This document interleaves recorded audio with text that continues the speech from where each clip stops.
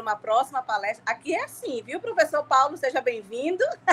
Aqui é assim, entrou um, sai outro, é momentos de aprendizagem, de aquisição de conhecimento, e conhecimento bom é conhecimento partilhado, né? Por isso que nós estamos aqui. Bem, boa tarde mais uma vez a todos, né, que estão entrando ou que já estão aqui conosco. Boa tarde, professor Paulo. O professor Paulo vem trazer para a gente uma palestra intitulada Inteligência Artificial e Educação Especial, Contextos, Contradições e Possibilidades. O professor Paulo é professor no Colum, na UFMA. E antes do professor Paulo profira suas primeiras palavras, eu vou fazer uma pequena leitura da biografia do professor. Bem, o professor Paulo atuou como consultor da Unesco junto ao MEC em 2 ocasiões. Em 2024, para a CESUMEC, em questões relacionadas à inclusão de pessoas com deficiência na educação superior. Em 2021, para a SEMESP-MEC, na produção de conteúdo em educação especial. O professor Paulo é doutor em Educação em Ciências e Matemática pela UFMT, com pós-doutorado em andamento pela UFSCar, né, UFSCar 2025, ele é mestre em Educação pela UFMA, é licenciado em Pedagogia, especializações em altas habilidades e superdotações, mídias na educação, professor da Universidade Federal do Maranhão, atuando como docente permanente do Programa de Pós-Graduação em Ensino e Educação Básica e no atendimento educacional especializado no Colum. O professor Paulo é líder do grupo de estudos e pesquisa na área de atendimento educacional especializado, né, o GEPAI na UFMA, é membro do grupo de pesquisa para o desenvolvimento potencial humano, e tem uma vasta experiência na educação básica, técnica e superior, incluindo EAD, com atuação no ensino, pesquisa e extensão, colaboração e desenvolvimento de programas, projetos, construção de cursos presenciais, EAD e híbridos, né? O professor também ele trabalha com atendimento educacional especializado, educação especial e inclusão escolar, metodologias e projetos inclusivos, deficiências e formação de professores. Bem, professor Paulo, mais uma vez, sejam bem-vindos, fique à vontade. A vez e a voz agora é sua. Muito bem. Olá, boa tarde. Boa tarde, professora Sabrina, tudo bem? Boa tarde a todos que estão nos acompanhando, né, participando deste grande simpósio, de forma síncrona agora, conectado nessas 15 horas e 12 minutos aqui para os lados do Maranhão, da Ilha de São Luís maravilhosa. Um abraço caloroso em todos e todas que estão participando. Eu sou um jovem senhor negro, de cabelo preto, baixo, levemente ondulado. Eu estou usando um óculos de armação escura, um óculos para leitura, que mergulhou no mangue essa semana, esse óculos, e foi encontrado, graças a Deus. Ele deu uma mergulhada, queria me abandonar, mas ele voltou. Eu persisti e reencontrei o meu óculos. Eu estou usando uma camisa de cor amarela, segundo a minha esposa. Eu tenho dúvidas, eu acho que é creme, muita dúvida sobre essa cor de botões. E eu espero que seja muito prazerosa essa nossa participação, nessa interação. A gente consegue visualizar a interação de vocês no chat. Quero agradecer a Deus por essa oportunidade de conversar de um tema que eu gosto bastante. O meu sinal em línguas de sinais, né? A comunidade surda é a mão em configuração em P, tocando no meu antebraço, onde eu tenho um sinal, é parecido com o sinal de professor e de pedagogo, né? Coincidência ou não, mas é de Paulo. Esse é meu sinal em Libras. Então, agradecer a Deus, agradecer ao professor João por suscitar algo que a gente havia pensado um pouco, né? Porque a gente já atua há um tempo na educação especial, já há um tempinho, estamos a terceira década de atuação na educação especial, na educação básica, e na educação superior já tem 2 décadas. na educação, na EAD também já tem um tempinho, então nós já não estamos tão jovens assim, né? A nossa mente, sim, é bem jovem e precisa ser, porque vivemos cenários sempre novos e desafiadores. Então, agradeço ao seu João, porque, conversando com ele, ele comentou algo que eu estava pensando, que era a entrada nossa da área da educação especial com mais elemento nessa discussão sobre inteligência artificial. A Darlan está vendo que os óculos são as extensões do nosso corpo. Então, ele comentou e era algo que eu já estava pensando.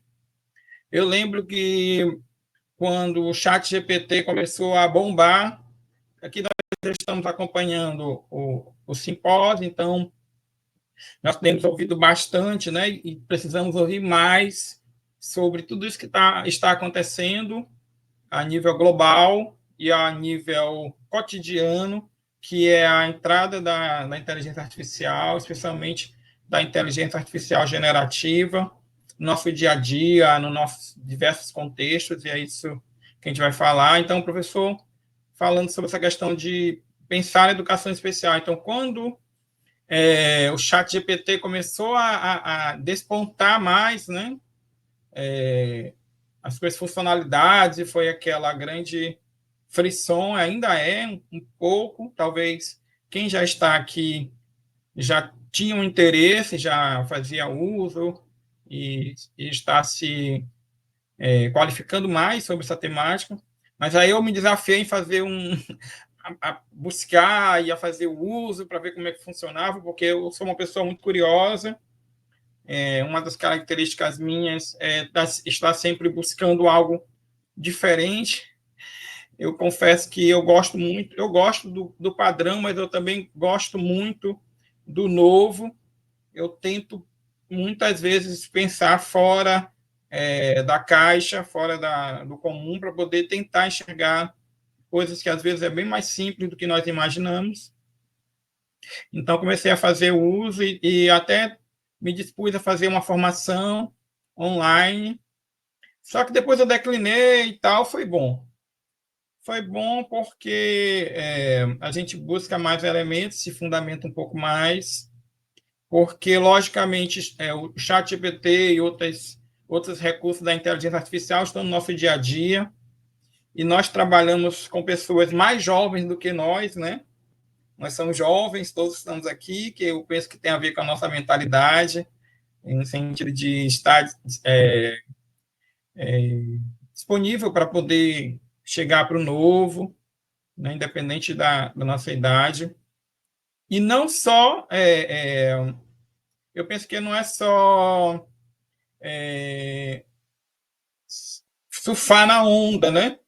Não é só seguir a onda, porque nós que somos da educação, a gente tem um hábito muito forte de surfar na onda, né? De querer a moda. Qual é a moda? A bola da vez. A bola da vez é o ensino híbrido. Ah, ótimo. Vamos lá, todo mundo.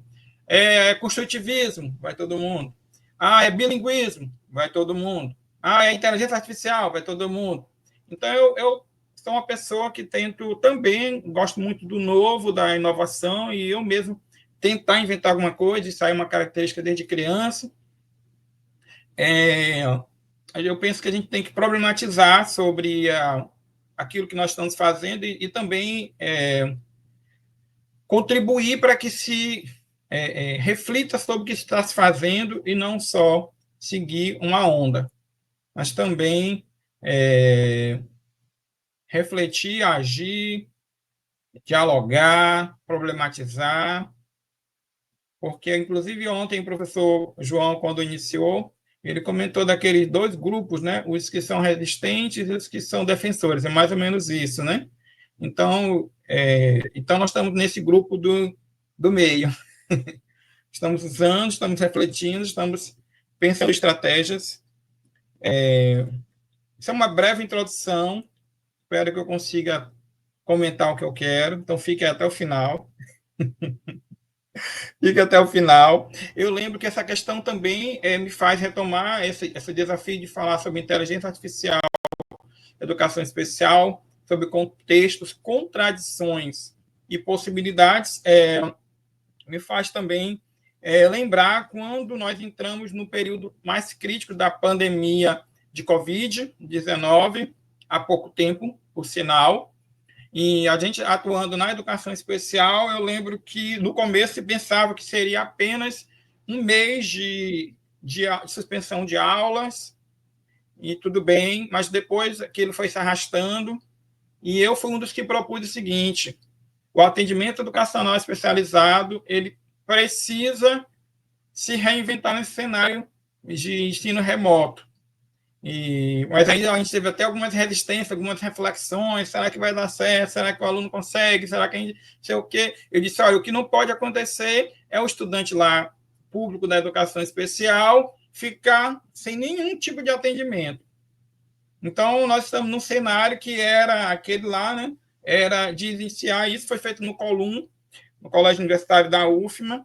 Nós problematizamos, discutimos, criamos diretrizes para o funcionamento do atendimento educacional especializado em tempos de pandemia, funcionamento para o AEF, e depois aí começou a se perceber e se usar vários recursos que estavam favoráveis. Talvez a experiência que nós tivemos lá foi até um pouco melhor do que algumas pessoas que não conseguiram desenvolver um atendimento síncrono, né? Ou fizeram um atendimento assíncrono. Então, pois bem, está projetado aqui, a partir da introdução, está projetado o material em PDF. Eu vou tentar usar ele aqui, a minha tela cheia, porque eu vou usar aqui o Prezi. E aí, nesse momento, eu saio, né? Eu tenho essa questão. Eu saio daqui do ambiente. Então, acho que eu vou continuar aqui mesmo no PDF. Mas se botasse a minha... botar a minha outra, né? Aqui. Tá. Então, eu vou usar aqui, que está mais completo. Porque eu sou professor. O professor mexe toda hora. Toda hora ele mexe em alguma coisa. Vocês verem aqui. Então, agora eu estou com a apresentação que está no Prezi. Tá? Então, sobre inteligência artificial, sobre o contexto, contradições e desafios, pensando que um objetivo dessa nossa conversa é analisar contextos, contradições que podem haver e possibilidade do uso da inteligência artificial na educação especial.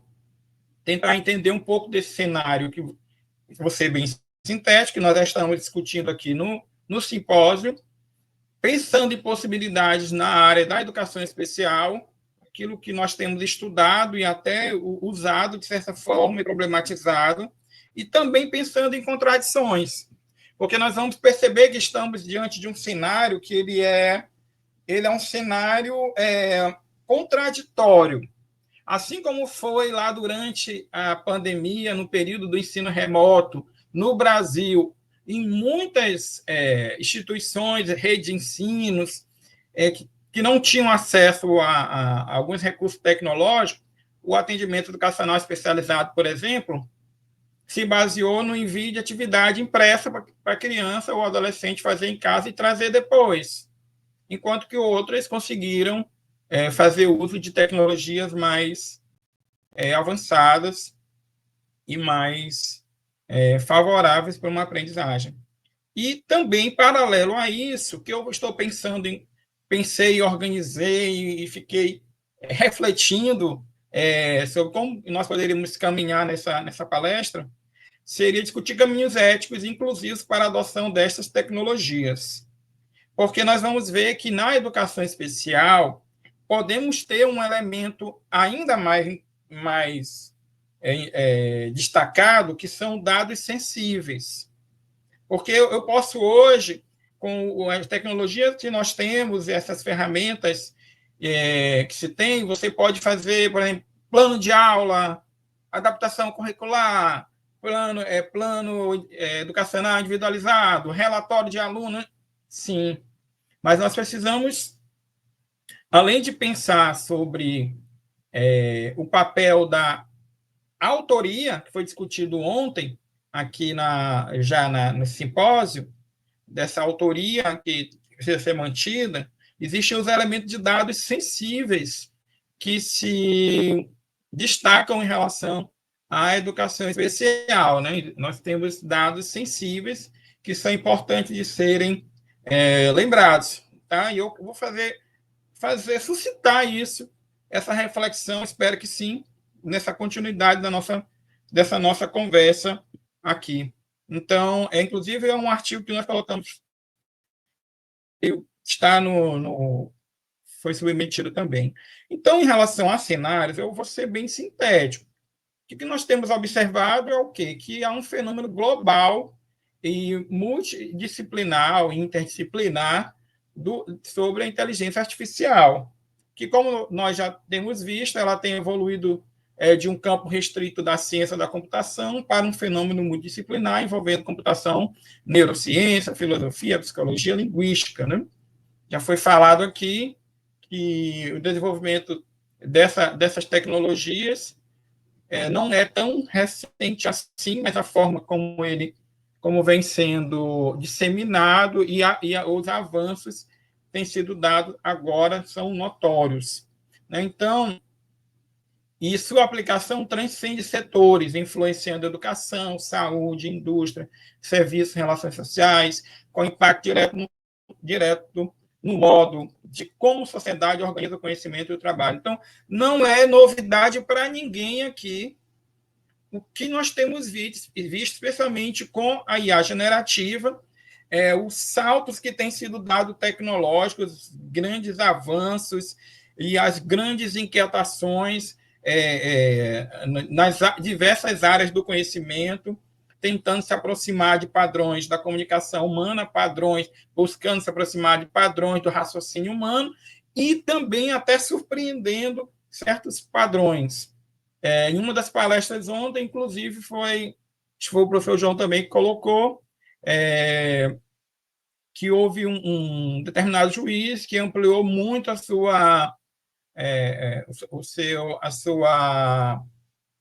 seu potencial, né? Quantos processos ele conseguiu dar conta, então foi questionado isso, enquanto, ao mesmo tempo, aqui no Brasil já existem tribunais que estão adotando amplamente o uso da IA para a parte mais administrativa. O próprio sistema do governo federal tem já, em vários dos seus sistemas, a integração com a inteligência artificial, na qual você, por exemplo, quer fazer uma busca sobre legislação, sobre a jurisprudência, e você vai lá sobre a questão administrativa. Profissionais da área jurídica também, como eu falei aqui, né, todo mundo já deve conhecer casos de pessoas que estão usando na área da saúde. Também existem várias pesquisas com o uso da inteligência artificial, buscando encontrar determinados padrões, determinados elementos para a descoberta de possíveis causas de doenças ou descoberta precoce através da análise de tomografias. Na educação também nós temos visto chegando da inteligência artificial de uma forma mais explícita nesses últimos anos que nós estamos vivendo. Paralelo a isso, nesse cenário, nós temos também a própria educação especial, que a educação especial, ela pode ser pensada, eu vou trazer aqui duas ideias centrais do que eu compreendo como educação especial a partir das minhas leituras e vivências. Uma como a modalidade educacional, como preceitou a lei brasileira, né, a LDB. Então, ela diz que é uma modalidade de ensino que perpassa todos os níveis e modalidades. Então, ela é uma modalidade transversal. Né? Então, em tese, ela é uma modalidade transversal. Em tese, ela não teria aluno em si. Apesar que a gente vai ver lá no censo, quando vai coletar, ainda existe classes exclusivas, classes inclusivas e tudo mais. Mas é uma modalidade de ensino que perpassa. Então, ela traz à baila aí elementos para favorecer com que os níveis e as outras modalidades de ensino possam dar conta do seu público. né? E o público-alvo da educação especial é um público triplo. Pessoas, estudantes com deficiência, aí lá dentro tem vários, né, grupos de deficiência, estudantes com transtorno do espectro autismo, o TEA, e na LDB ainda tem TGD, né, transtorno global de desenvolvimento, e altas habilidades ou superdotação, que também é um campo, cada um deles tem seu campo de conhecimento, várias questões. Então, e a educação especial como um campo do conhecimento desta área. Em uma perspectiva inclusiva, uma perspectiva dos direitos humanos, em uma perspectiva anticapacitista, a educação especial não vai sumir no dia que as escolas forem inclusivas, porque ela é um instrumento de inclusão, um instrumento de equidade, né? De oferecer a oportunidades desiguais para quem precisa dessas oportunidades desiguais, atender necessidades específicas de determinados públicos. Então, é um campo do conhecimento que, historicamente, vem lutando contra a homogeneização. Então, nesse cenário de IA, de tecnologia, que, de repente, você coloca lá no chatbot um plano de aula para uma criança com TEA. Ele vai. Então, talvez, olha bem, o cuidado que a gente precisa já estar pensando a minha preocupação para que um recurso que me é assistente, que é um bom assistente, por sinal, por conta da capacidade de absorver vários dados, como nós temos visto da inteligência artificial, te dá uma resposta, né, desse prompt e tal, te dá uma resposta, mas ele também pode nos dar uma resposta homogeneizadora, uma resposta capacitista. O capacitismo é o que? É qualquer discriminação em função da questão de uma deficiência. Porque, veja bem, se a gente tem um banco de dados da qual uma IA generativa se utiliza para dar respostas, ela pode se basear no banco de dados enviesado, nós vamos ver mais na frente. Né? Então, por isso que também vem à baila a discussão sobre os modelos de deficiência que têm transicionado nas concepções e práticas no país e no mundo. Quais esses modelos de concepção de deficiência que influencia na educação especial de forma frontal, né? E, por exemplo, eu comecei no final da década de 1990, entreguei minha idade. Então, eu comecei trabalhando na classe especial. A época que na classe especial, qualquer aluno, praticamente qualquer aluno, que tivesse dificuldade em matemática, português um pouco acentuado, ia para a classe especial. Porque a legislação brasileira, da década de 60, 70, principalmente, e para cá em diante, ela coloca assim como preferencialmente sempre, né, o ensino comum. Ou então, excepcionalmente, a classe especial. O problema que existiu historicamente, por isso que existe no país, pessoas que resistem a um modelo de perspectiva inclusiva e tudo mais, é porque o preferencialmente e o excepcionalmente na educação especial sempre foi assim: coloca o aluno com deficiência na sala, no canto, num lugarzinho, lá onde era a biblioteca, onde está todo mundo com a mesma deficiência junto. Porque, teoricamente, são menos alunos, eles vão. Entende assim? Por conta de quê também? Por conta de uma.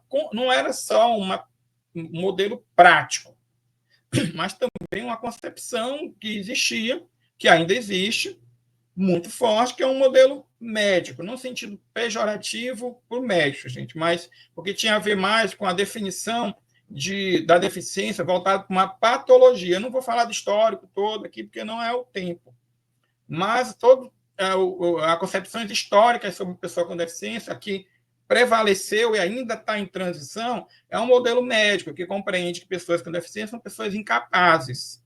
Por isso a ideia também de educação anticapacitista, ou a ideia de capacitismo, de não ser capaz com menos capacidade, ou até com muita capacidade, no sentido de valorizar qualquer feito de uma pessoa com deficiência como se fosse um feito não humano. Meu Deus, ele conseguiu, se ele consegue, você também consegue.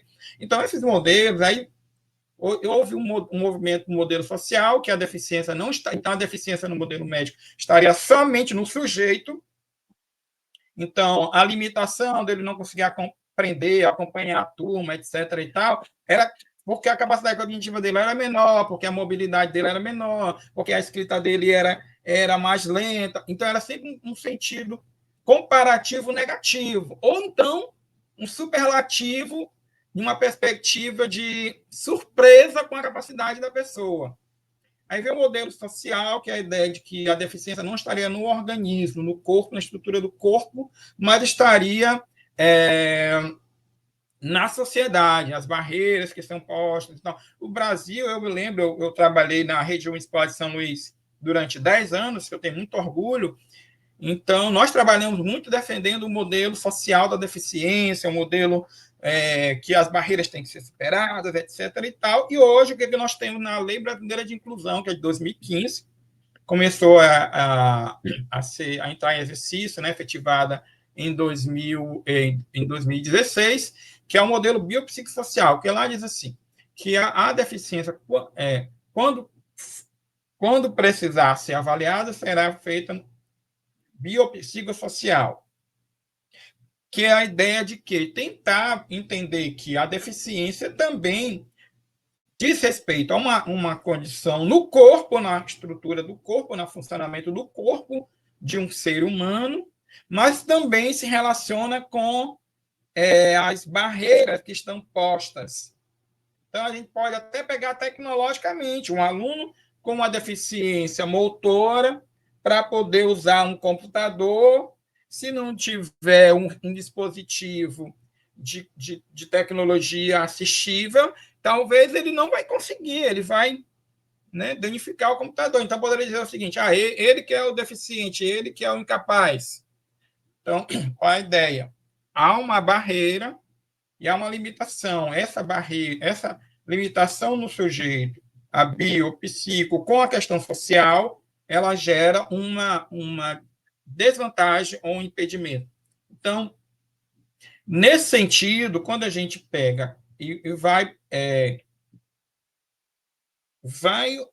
enxergar agora esse cenário em que nós precisamos discutir, e terminou agora há pouco uma palestra da minha amiga Eliane, sobre a questão da formação, que é um ponto importante, estruturante.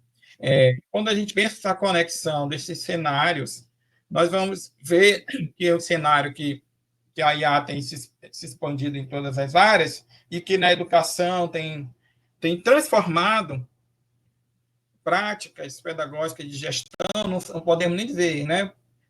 Pode ser para melhor, a educação especial também está impactada nisso. Então, a educação especial, como dentro da educação geral, ela é impactada, e às vezes ela é impactada de uma forma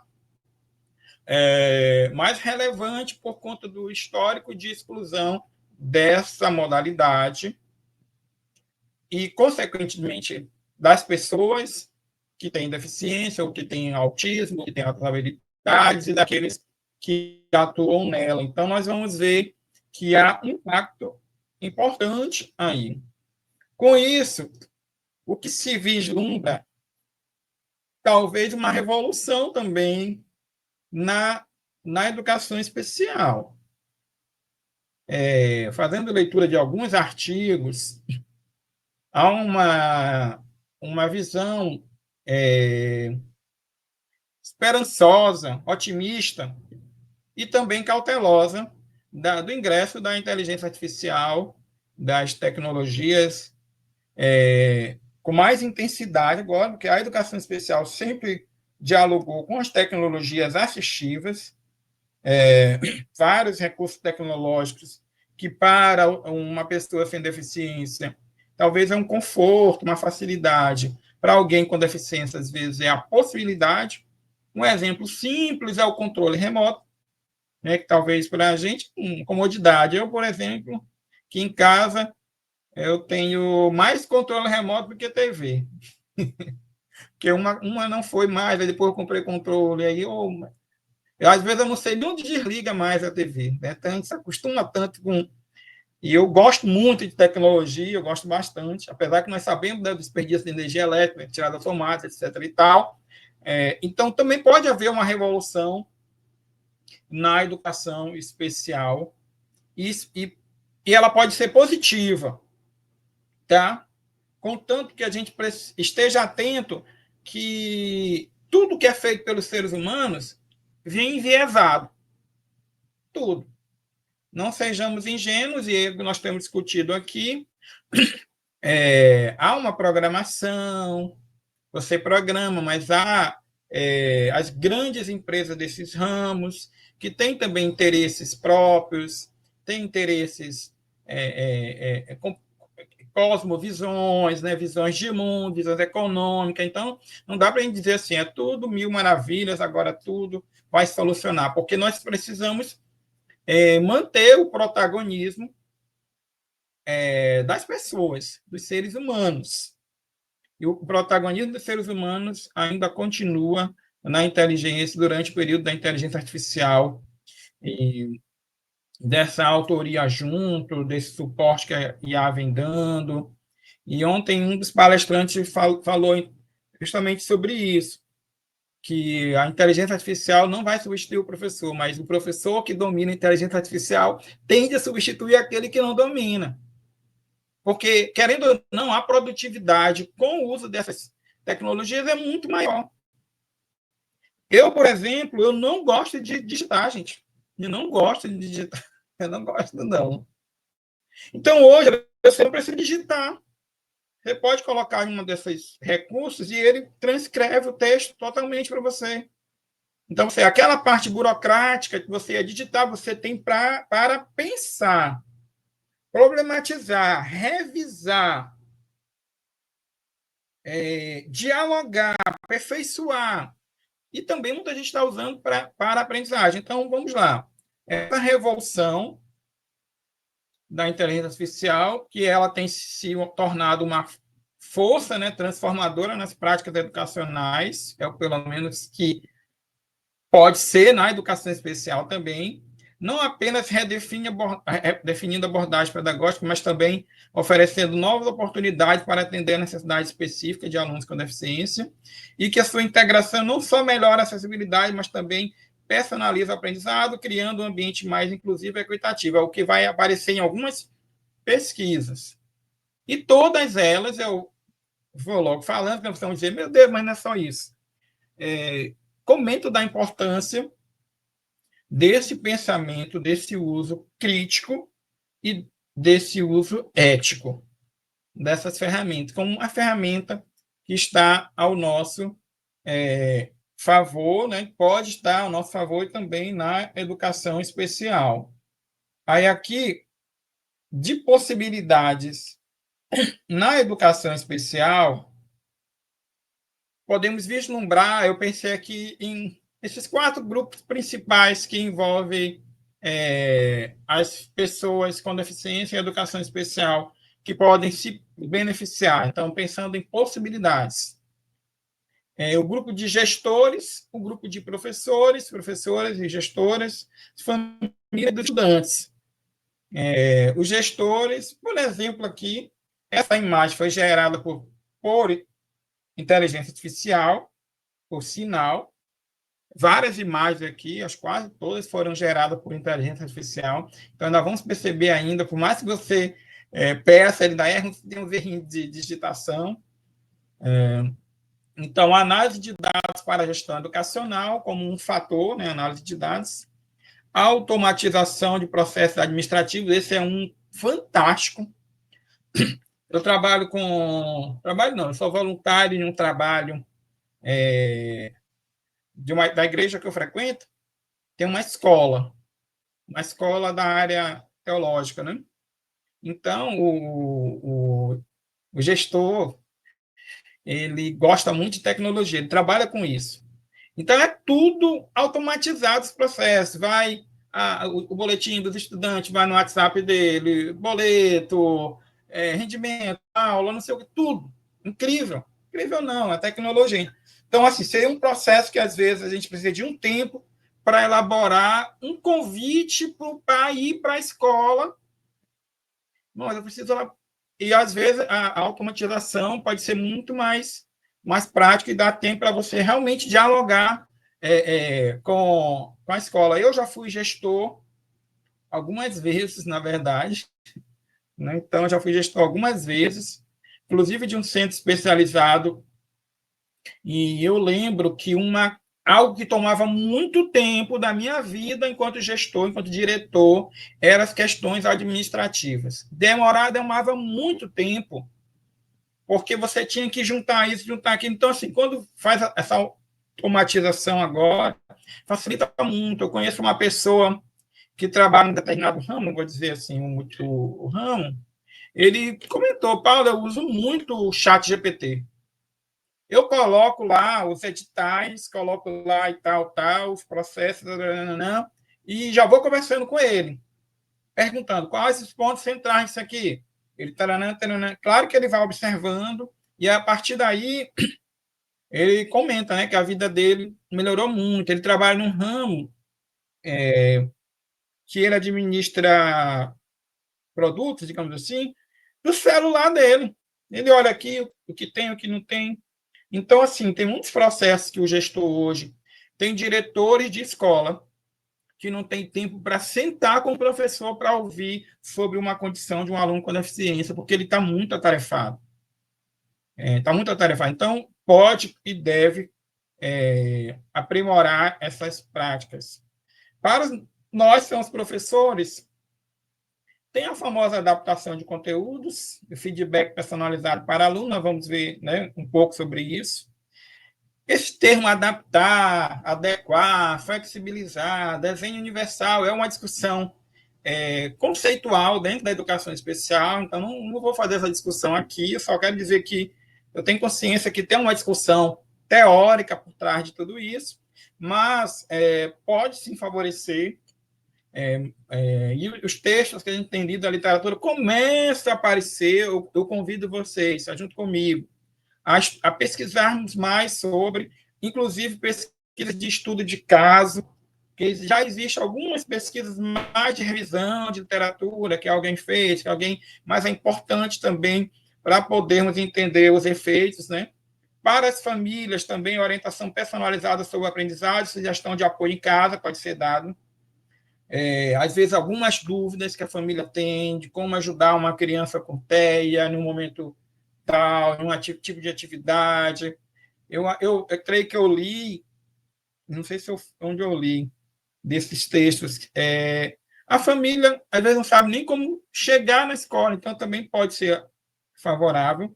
E também existem muitos recursos para os próprios estudantes, para gerar o apoio na autonomia e recursos de acessibilidade. Hoje, por exemplo, Gemini, o ChatGPT, muitas pessoas estão usando para estudo, né? Porque existem várias estratégias. Me explique melhor, me explique de uma forma tal, de uma forma mais simples. Crie um mapa mental, coloque com imagem, faça atividades de nível simples, de nível mediano, de nível avançado. Então, tem muita gente estudando, as pessoas com deficiência também, de acordo com as suas necessidades, começam a fazer uso, e aí, dentre esses usos, a gente coloca aqui 3. Eu quero ver se eu consigo dar tempo de fazer algo assim, rapidamente mesmo, que prático, para a gente ver aqui um pouco. O tempo é bem pouco, né? Uma conversa, então a questão da personalização da aprendizagem. A inteligência artificial é capaz de criar experiências de aprendizagem adaptativas que se ajustam às necessidades individuais de cada aluno, promovendo o ensino mais inclusivo ou personalizado. Ela pode fazer isso. Pode fazer. Quem é professor aqui, por exemplo, na revista Nova Escola, no site deles, eles já tinham, eu acredito que eles ainda possuem, os planos de aulas, vários planos de aula. Hoje tem várias ferramentas para fazer plano de aula. Você coloca a série, o ano, o conteúdo, e existe também a possibilidade de possíveis adequações, né? E lá na Nova Escola, eles tinham lá como fazer a adequação de determinados conteúdos para um aluno, por exemplo, com deficiência intelectual, um aluno com cegueira, aluno com baixa visão, tá? Então, tinha lá. Hoje tem essa possibilidade, mas o que eu tenho falado aqui desde o início? e para não ficar perdida a ideia, a importância de conhecer, né? Como nós estamos tendo muitas palestras maravilhosas aqui, ontem um dos palestrantes, inclusive, mostrou um fluxograma que eu achei bem bacana. Eu até tirei uma foto, mas ele, inclusive, um outro também falou do notebook LM, que é uma das ferramentas que eu uso. E aí ele colocou um fluxograma, assim, para o uso seguro do chat GPT. Não sei se vocês estavam aqui. E aí se aplica à educação especial, que ele diz assim, o início, importa se a saída é verdadeira, se você se importa, se não, o chat GPT não é seguro. Se você se importa, aí ele vai crivando, né? Você tem experiência para verificar se a saída é precisa. Eu achei, e é isso. Você consegue fazer um prompt, um comando, com contexto, com objetivo, com aplicação, tudo que nós já estamos aprendendo aqui no Simpósio, não é isso? Mas você também tem um conhecimento que não adianta só dar inserir a informação que você quer e vai sair exatamente uma resposta segura. Talvez não. Então, como coloca aqui, você tem experiência para verificar se a saída é precisa? Se não, não é seguro, chat GPT. Aí ele continua. Se você está disposto a assumir total responsabilidade legal, moral, etc., por imprecisões, se não, o chat GPT não é seguro, porque por mais que você também conheça, mas você não se sente responsável, então você também tem que se sentir responsável, você tem que ter um conhecimento. Você pode estar aprendendo com a inteligência artificial, não abandonando as leituras, os livros, os vídeos, os eventos. Aí você consegue inserir a informação que você queria, uma personalização, uma atividade de matemática, tal, um aluno com TEA de suporte 1, e tá. Aí ele vai, né, para aplicar, mas você tem que ter a capacidade também de olhar aquilo, ver esse bebê que nasceu, vou olhar esse bebê aqui, porque, como nós sabemos, existem as alucinações, um percentual de alucinação com o uso dessas ferramentas. E mesmo se não houver, nós não podemos perder nossa autonomia intelectual, nossa capacidade de pensar, de criar, de mediar dessa forma. Né? Então, assim, se eu uso isso de uma forma coerente, então eu também assumo um risco. E lá no final eu vou falar da questão ética, sobre isso, que talvez seja um calcanhar de Aquiles um pouco na educação especial. Então, também pode aumentar essa acessibilidade, né? Existem várias ferramentas de acessibilidade, eu até baixei algumas aqui para deficiência visual. Eu, por exemplo, ouço muito texto. Tem muita ferramenta que eu baixo o texto e ouço. Às vezes eu estou dirigindo. Para mim é um conforto. Eu gosto de ouvir, às vezes, não sei como é vocês, eu gosto de ouvir 1,5, a velocidade de 1,5, às vezes até 2. Se falar devagar que nem eu acho que eu estou falando devagar, sei lá, bota lá 1,5, agora não dá porque está ao vivo, mas depois, né, que está depois, review, eu vou ver se o professor falou, ver se eu entendi alguma coisa que o professor Paulo disse, né? Então, nós temos a disposição de legendas, também, né? Então, as tecnologias estão avançando. O feedback imediato, a ideia de dar resposta, né? Gera mais engajamento, o estudante já sabe errou, por que errou, o que poderia acertar, também serve para a educação especial. A oportunidade da IA na educação especial, ela oferece, né, oportunidades para personalização, já falamos, potencialização de recursos de aprendizagem que podem atender a necessidade específica desses alunos público-alvo da educação especial. Então, tem esse potencial também de aprimorar recursos que você elaborou, que você pode testar, por exemplo, um chat GPT, um Gemini, e repensar e rever aquele material, né? No entanto, seu uso requer cautela ética e criticidade, assegurando que não se perpetue vieses discriminatórios ou exclusões sociais existentes. Que eu quis destacar aqui,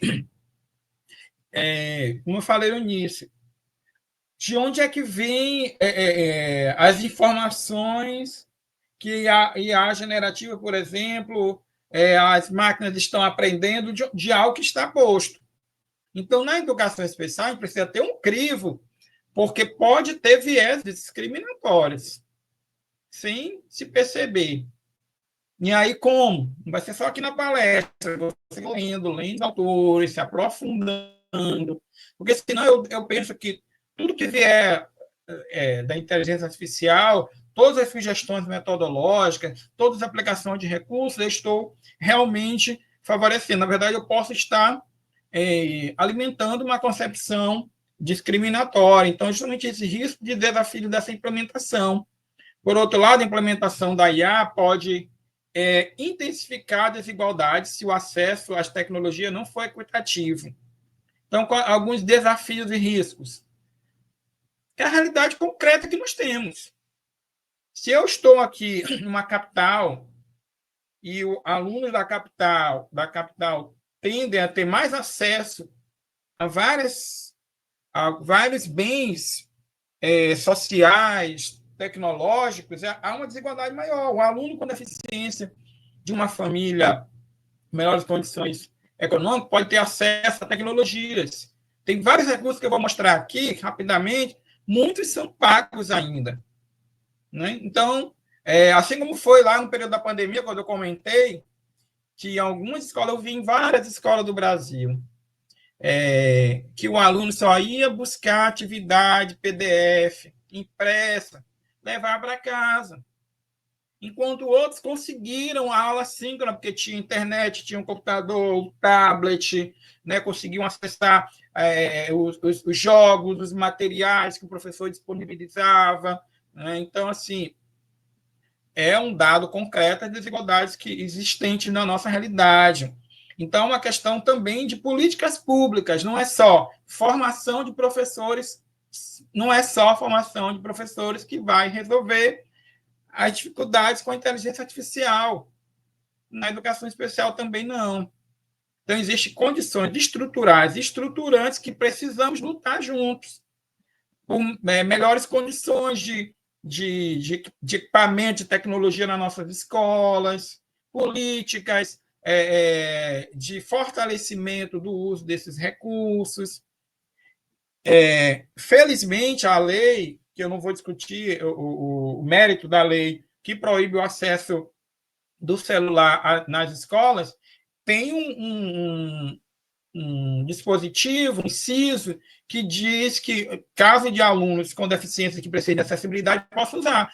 Tem muitos alunos com TEA, por exemplo, que às vezes não conseguem, ou com outra limitação intelectual, que tiram foto do que o professor colocou, depois vira PDF, depois ele pode fazer um áudio, depois ele pode pesquisar. Então, às vezes, não conseguia. Vários alunos nossos lá do Colum faziam isso, né? Usar o celular para fazer isso. Então, discentes em contextos socioeconômicos desfavorecidos podem não ter as mesmas oportunidades de se beneficiar dessas inovações, o que pode levar a um aumento das marginalizações. Além disso, a dependência excessiva de soluções automatizadas pode desafiar a autonomia pedagógica dos educadores.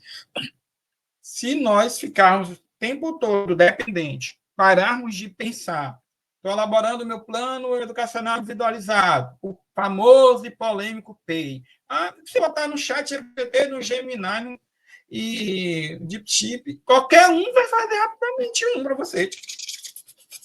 Mas é aqui, você pensou, e aí vem, volta aqui ainda, também sobre dados sensíveis. Nós temos que ter cuidado, porque existe, e graças a Deus existe, ainda que não seja plenamente respeitado, a Lei Geral de Proteção de Dados. Eu não posso, por exemplo, colocar um laudo ou um relatório de um médico, um relatório pedagógico, lá na inteligência artificial que eu estou usando para ele elaborar um relatório do meu aluno, com o nome, documento, sei lá o que, entende?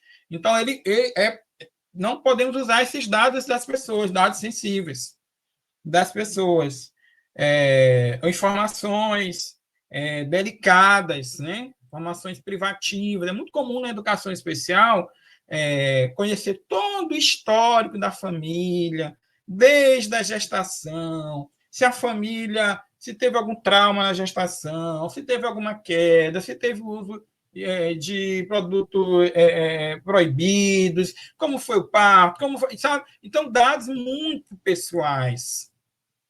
Que, claro, pode, no crivo, pode ajudar a pensar em algo de apoio à família ou de algo de apoio ao estudante, mas se você coloca em um ambiente desse aberto, que você, por mais filtros de segurança que a gente utilize, nós estamos aqui aprendendo cada vez mais a tentar se proteger mais dos nossos dados, mas podem estar abertos, né? Não é por menos que toda hora o nosso celular toca. Né? São dados privativos. Daqui a pouco o banco, se você abrir o teu SouGov, se é servidor público, ou for lá no banco clicar para ver empréstimo, taxa de empréstimo, daqui a pouco tem 10 coisas de banco te ligando, te oferecendo empréstimo. Então, os dados hoje, eles não estão tão protegidos, apesar que existe a lei, né? E aí existem vários recursos para muitos deles pagos, outros gratuitos. Um desses gratuitos que eu baixei aqui, eu vou fazer um teste ao vivo e a cores. Vou fazer um teste aqui, só um minutinho, vou voltar aqui para a minha tela. Aí pode tirar só um minutinho a minha apresentação. Vou ficar só.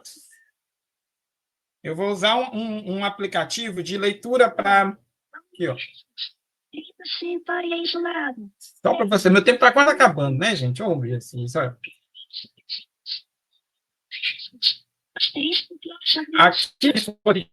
a pessoa pega e consegue. Ó. Talvez não está dando para vocês ouvirem, mas ele consegue fazer a descrição, ele consegue ler moedas, ele consegue perceber para uma pessoa cega se ele está no escuro, ele dá um bip no lugares mais escuros. Né? Alguns exemplos práticos de tecnologias que estão aí à nossa disposição. Meu tempo está quase acabando, mas volta a minha apresentação. Viu, professora? Eu vou terminar no tempo, terminar no tempo, né? O tempo está rapidinho aqui para mim. Então, tem vários recursos, muitos deles são pagos. Está voltando aqui minha apresentação completa. Se ele vai. E essas questões éticas que eu já falei, que eu não vou retomar, né? Dentro desse cenário de desigualdades que nós temos, né? De algoritmo, de automação. Então, pontos-chave para finalizar são esses, de desenvolvimento. A necessidade de capacitação crítica, de formação abrangente, do investimento também nessa infraestrutura que nós precisamos ter. Então, há possibilidades fantásticas de a gente melhorar a educação das pessoas com deficiência, com transtorno do espectro do autismo, com as várias ferramentas, por exemplo, o notebook LM, que é usado, foi apresentado ontem, que é usado para sintetizar, muitas coisas, né? Por exemplo, nosso simpósio, você pode colocar lá o link, ele vai dar uma síntese, para fazer um mapa mental desta palestra, e depois eu posso pegar o chat GPT, eu vou voltar agora para ficar falando aqui com vocês mesmo, pode tirar minha apresentação. O chat GPT, por exemplo, faz algo que era tão difícil, sabe, no nosso meio, que ainda é importante, que não tirou a oportunidade da audiodescrição. Você coloca, você não tem um audiodescritor, você tem o curso, mas não tem um áudio, ele consegue fazer, você depois vai lá, aprimora. Se você tem o conhecimento da área, então nós temos algumas possibilidades num cenário desafiador e um cenário também de contradições, mas que eu, finalizando aqui nessa primeira parte rapidamente, eu sou otimista, eu acredito que nós podemos usar pessoas, público-alvo da educação especial, das suas famílias, essas ferramentas. Espero que eu tenha conseguido me fazer entender e passo de volta para a Sabrina aqui, estamos juntos. Excelente. Nós conseguimos entender, sim, pelas interações aqui das pessoas que estão nos acompanhando, também a gente consegue perceber que houve um excelente entendimento sobre o tema. E querendo ou não, ele completa com a da professora Eliane, né? Quando ela fala de BNCC, quando ela fala de formação de professores, quando ela fala de leis, decretos, né, que estabelecem prazos, né, para que isso seja implementado nas escolas, aí a sua fala, professor Paulo, ela vem complementar, assim, no sentido de quê? De que a gente já tem dificuldade nessa formação, né? A classe, os professores já têm essa dificuldade nessa formação, sem envolver os alunos especiais. Quando envolve essa dificuldade, né, fica estendida, né? Ela fica maior, porque aí já envolve outras coisas, né? Que eu acho que a sala de recursos, né, ainda também não tem, deixa a desejar. Os profissionais que são poucos no município, né, que são profissionais mesmo especializados, né? E aí a formação do professor sempre, em qualquer temática que a gente fale, ela se torna, de uma certa forma, um pilar, né? Um pilar dos nossos diálogos, né? Das nossas falas, quando envolve a inteligência artificial, a informática, o letramento digital e assim por diante, né? Verdade. É um tema sempre necessário e aliado aí às condições, né, de infraestrutura necessárias para que todos se beneficiem em condições equiparadas, né, dessas ferramentas e tecnologias. Acho que é Isso. algo precisamos inserir na pauta das políticas públicas também, né? Eu penso nessa perspectiva de a formação nossa do professor, formação dos outros profissionais, e há uma formação também anticapacitista, uma formação inclusiva, porque senão eu posso usar essas ferramentas mantendo uma concepção que inferioriza as pessoas com deficiência. Por mais que elas ampliem possibilidade de acessibilidade, né, de personalização e tudo mais, mas eu preciso estar estudando. Então, ou seja, o conhecimento humano, a nossa participação humana, ela continua sendo realmente indispensável num cenário que nós temos, né? Um cenário complexo. Isso. E aí Darlan parabeniza, diz que foi uma excelente apresentação, um tema necessário, né? Ele diz que também, infelizmente, há muita ingenuidade das pessoas nesse sentido. Pessoas compartilham dados sensíveis para essas plataformas, infelizmente não sabemos quais dados pessoais são utilizados. É o que a professora Eliana falou também, e o que hoje de manhã nós tivemos também com a professora Sânia e os outros, sobre a questão do letramento digital, né, sobre a questão das fake news, que a professora Sânia falou, desses cuidados, porque utilizar as tecnologias vai para além de ligar e desligar o computador, ligar e desligar uma impressora, ou saber quais são as redes sociais que eu posso utilizar. Então, esse letramento digital, essa questão do combate das fake news, a questão da literácia digital, ela é muito importante, né, nessa questão, nesse meio. Aí depois a Viviane Araújo fala assim: vejo as possibilidades do uso de IA como um impacto ótimo para a superação de barreiras de acessibilidade. Mas, como o senhor disse, não basta apenas investir na formação de docente, né? Tem outras coisas, né, também que a gente pode fazer, né?